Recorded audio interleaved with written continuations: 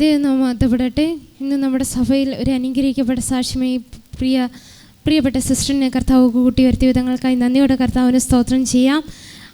ഈ സിസ്റ്ററിൻ്റെ കാര്യം പറയുകയാണെങ്കിൽ, നമ്മുടെ കർത്തദാസൻ കഴിഞ്ഞ ആഴ്ച പറഞ്ഞിട്ടുണ്ടായിരുന്നു, 2024 വാഗ്ദത്തം ഇപ്രകാരമായിരുന്നു. യെശയ്യാവ് 9:3 വാക്യം ഇപ്രകാരമായിരുന്നു: നീ വർദ്ധിപ്പിക്കാത്ത ജാതിയെ വർദ്ധിപ്പിക്കുകയും അവർ നിന്റെ സന്നിധിയിൽ സന്തോഷിക്കുന്ന സന്തോഷം കൊയ്ത്ത് കാലത്തിലെ സന്തോഷം പോലെയും കൊള്ള പങ്കിടുമ്പോൾ ആനന്ദിക്കുന്നത് പോലെയും ആകുന്നു. ഇപ്രകാരം ഒരു അനുഗ്രഹിക്കപ്പെട്ട തിരുവചനമായിരുന്നു നമ്മുടെ സഭയ്ക്ക് ലഭിച്ചത്. കർത്തദാസൻ ഇങ്ങനെ സംസാരിച്ച ഈ സമയത്തിൽ ഹല്ലേലൂയ തിരുവചനം നമ്മുടെ TV-യിൽ കൂടെ ഈ സിസ്റ്റർ കേൾക്കുവാനിടയായി.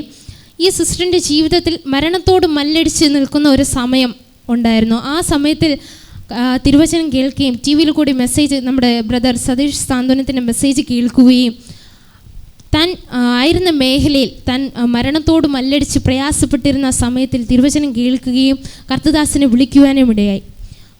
ആ വിളിച്ച സമയത്തിൽ കർത്തദാസൻ ഉടനെ തന്നെ വിഷയങ്ങളെ പറഞ്ഞപ്പോൾ തന്നെ പ്രാർത്ഥിക്കുകയും ഈ മാതാവിൻ്റെ ജീവിതത്തിൽ അനുഗ്രഹിക്കപ്പെട്ട ഒരു വിടുതൽ അപ്പോൾ തന്നെ പ്രാർത്ഥനയിൽ കർത്തദാസൻ പ്രിയ മാതാവിനെ ഉറപ്പിക്കുവാനിടയായി.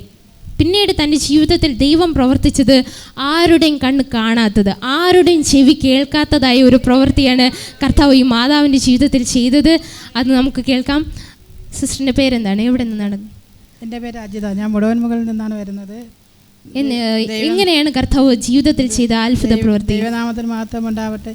നിങ്ങളുടെ മുന്നിൽ സാക്ഷിയായി നിൽക്കുവാൻ തക്കവണ്ണം ദൈവം തന്ന അവസരത്തെ ഓർത്ത് ഞാൻ നന്ദി പറയുന്നു. ഞാൻ TV-യിൽ ഇങ്ങനെ ചാനലുകൾ കണ്ടുകൊണ്ടിരുന്നപ്പോൾ മന്ന TV-യിൽ ഇങ്ങനെ ഒരു സിസ്റ്റർ ഒരു സാക്ഷി പറയുന്നു, ഒരു 11 ലക്ഷത്തിൻ്റെ ഇത്. അപ്പോൾ ഞാൻ അത് തന്നെ, എന്നിട്ട് ഞാൻ പൂർണ്ണമായിട്ട് കേട്ടില്ല. ആ ഫോൺ നമ്പറും കുറിച്ച് എനിക്കെന്ന് വെച്ചാൽ അത്രയോളം മാനസിക വിഷമമായിരുന്നു. എൻ്റെ വീട് ജപ്തിയായി, ബാങ്കിൽ പൈസ അടയ്ക്കണം, എനിക്ക് ഒന്നിനും നിവർത്തിയില്ല. ഞാൻ എന്നിട്ട് അന്ന് ഈ ദേവദാസനെ നമ്പർ കുറിച്ച് വെച്ചിട്ട് ഞാൻ വിളിച്ചൊന്നുമില്ല. അങ്ങനെ ഇരുന്നിട്ട് എനിക്ക് പിറ്റേന്ന് സഹിക്കാൻ വയ്യാത്ത വേദന. ഞാൻ വീണ്ടും ഈ ദേവദാസനെ വിളിച്ചു. അവന് ദേവദാസ എനിക്ക് ഞാൻ അപ്പോൾ എവിടെ നിന്ന് സ്ഥലമൊന്നും കേട്ടു. അവന് മുടവൻ മകളാണ്. എൻ്റെ പേര് അജിത. അപ്പോൾ എനിക്ക് നിവൃത്തിയില്ല ദേവദാസ, എനിക്ക് ജീവിച്ചിരിക്കില്ല, ഞാൻ മരിക്കാൻ പോവുകയാണ്, എനിക്ക് ഒരു നിവൃത്തിയില്ല. പിറ്റേന്ന് എനിക്ക് 10 രൂപ ബാങ്കിൽ അടയ്ക്കണം. അതുകൊണ്ട് ഞാൻ പലവരോടെയും വിളിച്ച് ചോദിക്കും, എനിക്ക് ഒരു നിവൃത്തിയില്ല, ഇല്ലെങ്കിൽ അവർ കൊണ്ടുവന്ന് നോട്ടീസ് ഒട്ടിക്കുമെന്ന്. അന്നൊരു 6-7 പ്രാവശ്യമെങ്കിലും ഞാൻ ഈ ദേവദാസനെ വിളിച്ചിട്ടുണ്ട്. അപ്പോഴെല്ലാം സമാധാനപ്പെടുത്തുന്ന സാന്ത്വന വാക്കുകൾ പറഞ്ഞ് ദൈവം പ്രവർത്തിക്കുന്നത്. എനിക്ക് പിന്നെയും പിറ്റേന്നായപ്പോൾ ഒരു നിവൃത്തിയില്ല, എന്ന് വെച്ചാൽ ഒരു നിവൃത്തിയില്ല, കണ്ണീരും. ഞാൻ രാത്രി അപ്പോൾ എൻ്റെ അടുത്ത് 12 മണി തൊട്ട് 1 മണി വരെ പ്രാർത്ഥിക്കും. ഞാൻ എന്നിട്ട് വൈകുന്നേരം ഇപ്പം കണ്ണാടി കൂട്ടിലും ജനലിലും ഒക്കെ ഞാൻ എൻ്റെ തലയിട്ട് അടിച്ചു. എന്നിട്ട് പോലും എൻ്റെ നെറ്റിക്ക് ഒരു മുറിവോ ഒരു പൊട്ടലോ ഒന്നും, എനിക്ക് അത്രയേറെ വിഷമമെന്ന് വെച്ചാൽ എൻ്റെ ബൈബിൾ വരെ പുഴിഞ്ഞെടുക്കായിരുന്നു. അത്രത്തോളം കണ്ണീരോടെയാണ് ഞാൻ പ്രാർത്ഥിച്ചത്. അങ്ങനെ ഞാൻ വീണ്ടും വിളിച്ചു. അപ്പോഴും എൻ്റെ കൂടെ പറഞ്ഞു, പിറ്റേന്നായി ഞാൻ എങ്ങനെ കൊടുക്കും, എനിക്കൊന്നും അറിഞ്ഞുകൂടാ. പിറ്റേന്ന് രാവിലെ New Year ആയി, പുതുവർഷം. ഞാൻ ദേവദാസൻ ആദ്യം വിളിച്ചു. അപ്പോൾ ഫോൺ എടുത്തില്ല. കുറേ കഴിഞ്ഞപ്പോൾ എന്നെ വിളിച്ച്. ഞാൻ സിസ്റ്റർ ഇങ്ങനെ ഉറങ്ങിപ്പോയി. അത് കഴിഞ്ഞ് യെശയ്യാവ് 9:3 ഈ വചനം വായിക്കാൻ പറഞ്ഞു. ആദ്യത്തെ ഇത് ഞാൻ നിങ്ങൾക്കാണ് തരണേന്ന് പറഞ്ഞ് ഞാൻ വായിച്ചു. എന്നിട്ട് ഞാൻ ഓടി, എനിക്ക് ഒരു നിവർത്തിയില്ലെന്ന് വെച്ചാൽ മരണം മാത്രം മുന്നിൽ കണ്ടുകൊണ്ട് ഞാൻ അപ്പോഴെല്ലാം വിളിച്ച് പറയും. ഇന്ന് 2 ദിവസം കൊണ്ടാണ് എൻ്റെ ഈ കണ്ണീര് തോന്നുന്നത്. ഇല്ലെങ്കിൽ ഞാൻ വിളിക്കുമ്പോൾ അത്രയും ആ ദൈവദാസനരെ എനിക്ക് സംസാരിക്കാൻ പറ്റൂല, കണ്ണുനീരാണ്. അങ്ങനെ വീണ്ടും ഞാൻ പോയിരുന്നൊരു ഒരാളൊരു പണയം വെച്ചൊരു തുണ്ട് തന്നു.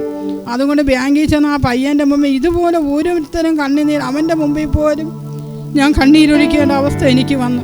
എന്നിട്ടും അവൻ തന്നില്ല. അങ്ങനെ ഞാൻ വന്ന് ഇനി എന്ത് ചെയ്യും, ഏത് ചെയ്യും, ഒരു ചൊവ്വാഴ്ച കഴിഞ്ഞ എന്ന് എനിക്ക് അറിഞ്ഞുകൂടാ. ഞാൻ അങ്ങനെ ഇരുന്ന് ഞാൻ കട്ടിലേക്ക് അറിയാൻ കിടന്നപ്പോൾ ദൈവദാസൻ പറഞ്ഞു തന്ന യെശയ്യാവ് 9:3 വർദ്ധിപ്പിക്കുന്ന അത് തന്നെ പ്രാർത്ഥിച്ചു. ഞാൻ എന്നിട്ട് എൻ്റെ പേഴ്സ് തട്ടി നോക്കി, ആ നോട്ടീസ് കൊണ്ടുവച്ച് എല്ലാം ചെയ്തു. എനിക്ക് ഒരു നിവർത്തിയില്ല. അന്ന് ഞാൻ ഉറപ്പായിട്ടും എൻ്റെ ദൈവം തൊട്ടില്ലായിരുന്നെങ്കിൽ എന്തെങ്കിലും ഞാൻ ചെയ്യും തന്നെയായിരുന്നു. എന്നാൽ പിറ്റേന്ന് ജപ്തി നോട്ടീസ് ഒട്ടിക്കുകയാണ്.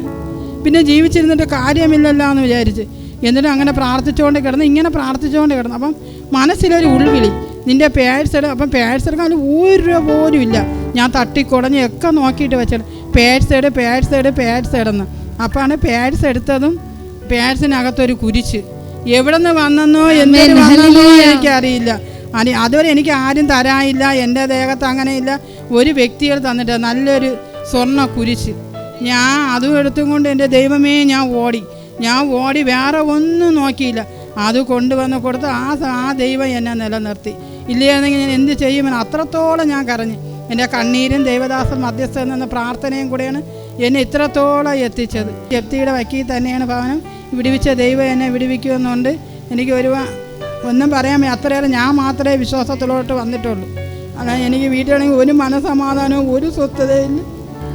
എല്ലാവരും പോകുമ്പോൾ വിചാരിക്കും അവൾ പോകുന്നല്ലാന്ന്. പക്ഷേ എനിക്ക് എൻ്റെ മനസമാധാനം എന്ന് പറഞ്ഞൊരു സാധനം ദേവദാസൻ വിളിച്ച് പ്രാർത്ഥന മധ്യസ്ഥത വയ്ക്കാൻ തുടങ്ങിയ പിന്നെ വാരിയും കോരിയും തന്നെ എനിക്ക് മനസമാധാനമുണ്ട്, സ്വസ്ഥതയുണ്ട്. ഞാൻ ഒരു ദിവസമെങ്കിലും ദേവദാസനെ വിളിക്കും. എല്ലാവരും വീട്ടിൻ്റെ ജപ്തിയിൽ നിന്ന് ഒഴിവാകുവാനും എൻ്റെ കടബാധ്യത തീരുവാനും എൻ്റെ ഭർത്താവിന് ഒരു മാനസാന്തരം വരുവാനും വേണ്ടി എല്ലാവരും പ്രാർത്ഥിക്കണമെന്ന് ഞാൻ എൻ്റെ സാക്ഷ്യത്തിൽ നിന്ന് വിരമിക്കുന്നു. ആമേൻ. ഹല്ലേലൂയ. അനുഗ്രഹിക്കപ്പെട്ട സംഗീതം. ആമേൻ. സാക്ഷ്യം കർത്താവ് നമുക്ക് കേൾപ്പിച്ചു വിധങ്ങൾക്കായി. ആരുടെയും കാത് കേൾക്കാത്തതായ പ്രവൃത്തി, ആരുടെയും കണ്ണ് കണ്ടിട്ടില്ലാത്ത ഒരു പ്രവൃത്തി. ആമേൻ. ഹല്ലേലൂയ. അവൻ മരണത്തിൻ്റെ വക്കിൽ നിന്നപ്പോൾ, മരണത്തിന് വേണ്ടി ശ്രമിച്ചപ്പോഴും ദൈവം കരുതിയ വിധങ്ങൾക്കായി. ആമേൻ. ഹല്ലേലൂയ. പ്രതീക്ഷിക്കാതെ ഒരു ആമേൻ സ്വർണ്ണത്തിലെ കുരിശ് ആമേൻ തൻ്റെ പേഴ്സിൽ കർത്താവ് കൊണ്ടുവച്ച വിധങ്ങൾക്കായി. ആമേൻ. മനുഷ്യനല്ല, കർത്താവിൻ്റെ പ്രവൃത്തികൾക്കായി. കേൾക്കുമ്പോൾ വിചാരിക്കും അസാധ്യം, അസാധ്യം. ഇല്ല, എൻ്റെ ദൈവത്താൽ സകലത് സാധ്യം. ഇത്രത്തോളം കർത്താവ് പ്രവർത്തിച്ച വിധങ്ങൾക്കായി നന്ദിയോടെ കർത്താവിൻ്റെ സന്നിധിയിൽ കരങ്ങളെ നന്നായി ചേർത്തടിച്ച് ആമേൻ മഹത്വം കൊടുക്കാം.